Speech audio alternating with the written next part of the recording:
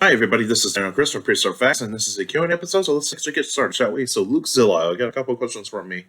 First one, did Therizinosaurus stab other creatures, or was its claws not made for that? This is actually a really good question, Luke.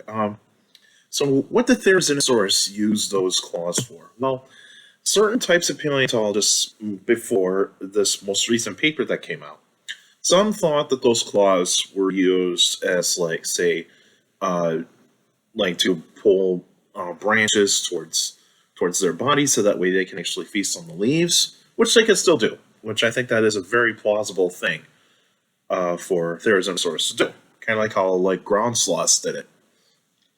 And then the other is for defense, is that they actually spread their arms out to show off against the predators, saying, "Hey, stay away from me, or otherwise you're going to get a very nasty surprise coming your way." And then if the predator got too close, slash. But now with this most recent paper that came out, it is saying that the Therizinosaur claws were not designed for slashing or stabbing at all. These were actually used as display structures. Now, I can believe that. I can definitely believe that. But the thing is that if Therizinosaurus does have feathers, I would think the feathers would be more likely to be used for display than the claws. The claws are more likely to possibly be used for mating rituals, like say the males showed how long their claws are to the females to say hey, I got really big claws, I'm the most healthy and strong male, that sort of thing. I can definitely see that. But also using those claws to pull branches towards their body, that is still the plausible scenario. Now, when it comes to slashing and stabbing is more likely going to break those claws. And with slashing, is that they can also damage the claws if it was swung way too hard. Now, could they be used as poking? Absolutely. They can definitely use them for poking. Like if a predator got too close, it was like, "Hey, poke, get out of here," that sort of thing. That I can definitely see Therizinosaurus doing. And then your second question, who would win, Baryonyx or Megaraptor? So these two animals live on different continents. Let's get that out of the way. They're in the Cretaceous period. I believe Megaraptor is later. I believe Megaraptor lived around, say, 90 million years ago. And so it's because Megaraptor is found in South America, and of course Baryonyx is found in Europe. They're almost similar in size, but I'd probably go with Megaraptor in this one, because I probably would say is that Megaraptor was slightly stronger on this one, but it could be a toss-up. I'd probably go 51% Megaraptor, 49% Baryonyx. That's my guess. But you can probably picture how you actually would feel about Megaraptor going up against Baryonyx. All right, Alex, do you think it was possible that sauropods like Brachiosaurus, Camarasaurus, Sauropods, and Astrodon used the top of their skulls as resonating chamber to amplify the sounds that they would have made to attract mates or to warn others of approaching predators? This is a good question, Alex. I love this question. So, sauropods that actually had those kind of crests on top of their head, Brachiosaurus, Camarasaurus, Sauropods, and Astrodon, because they're part. Well, even though Camarasaurus is not part of that Brachiosaur family, but it does have somewhat like a crest-like structure on its head. What were they used for?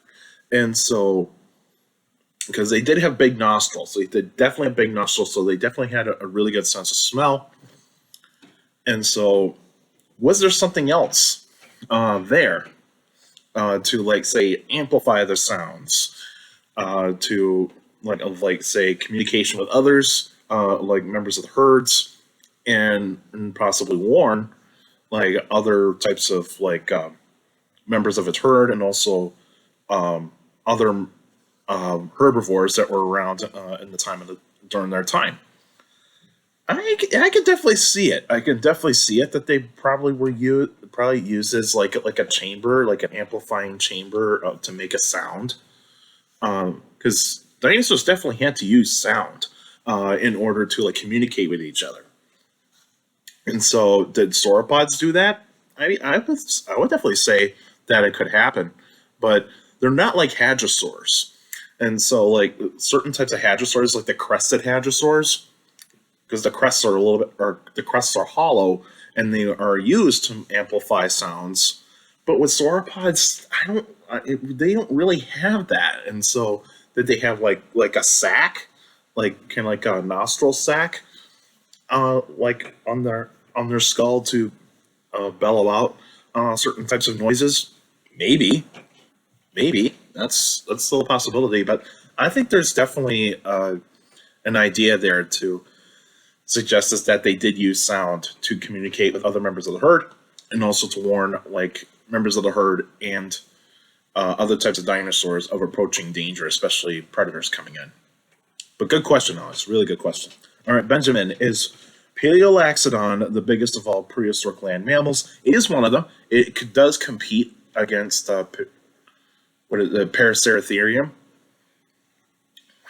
for the largest land mammal. So it does compete with it. I believe it's slightly taller than Paraceratherium, but I think that's still to be determined. But I think it's basically from like a femur that was found. I don't know if Palaeoloxodon was ever had a complete specimen. I don't know if there is a complete specimen out there. I don't think there really is, but I think it is one of them. It is definitely one of them. It from what I've seen out of certain like scientific like scales is that it probably could be the biggest land mammal of its time. Your next one is Arthropleura, the biggest of all prehistoric invertebrates. It is one of the longer invertebrates. I don't know if it's actually the biggest. I think that belongs to a sea scorpion or a eurypterid for being the largest. But for land invertebrates, oh yeah, definitely. Arthropleura could get close to 10 feet long. That is a pretty big millipede-like creature. It's related to millipedes and centipedes, but mostly the millipedes. And yeah, it is the largest land invertebrate that is known on the fossil record. Is Smilosuchus the biggest of all phytosaurs? I think it is, based on the length of that, the estimated lengths that are suggested. That yeah, I think it definitely can be the biggest of all the phytosaurs. And your final question: who would win, Dinofelis or Barbarophyllus? So Dinofelis and Barbarophyllus are part of the saber-toothed cat family. I can't remember where Barbarophyllus is from. I believe from Africa, or otherwise it could be from Europe. I'm not totally sure, but or is it from North America? I don't remember. Please, somebody let me know in the comments down below where Barbarophyllus came from, or where the fossils are from. But Dinofelis, I do know, is from Africa. Based on how the animals are designed, I would say Barbarophyllus would actually have the advantage in terms of that it's the stronger cat. It's the stronger saber-toothed cat. Whereas Dinofelis has shorter canines, shorter saber teeth, whereas Barbarophyllus has longer canine teeth, even though the canine teeth of Barbarophyllus are more fragile than the Dinofelis sabers or canines. So I would probably say Barbarosaurus still, even though that Dinofelis could get in a good scratch out of Barbarophyllus, but I would go Barbarophyllus on this one. Barbarophyllus, more likely the stronger cat. All right, that's it. That's all the questions for today. So next week will be an extra episode. I'll let you guys know what topic I'm going to talk about, so stay tuned for that.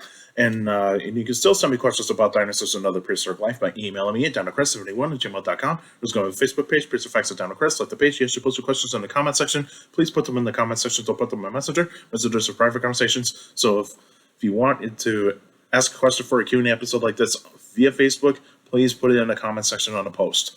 And so that way I can read it. And for YouTubers out there, according to my algorithm, a lot of you guys that are checking out my channel are not subscribed yet. So please feel free to hit that subscribe button and also hit the like button, because that way it helps out spread this video out to other people that are interested in dinosaurs and other prehistoric life, so feel free to do that. And also share the video, share the channel to anybody that is interested in dinosaurs and other prehistoric life. And once you subscribe, hit that notification bell so that way you can get notified of every weekly video that comes out.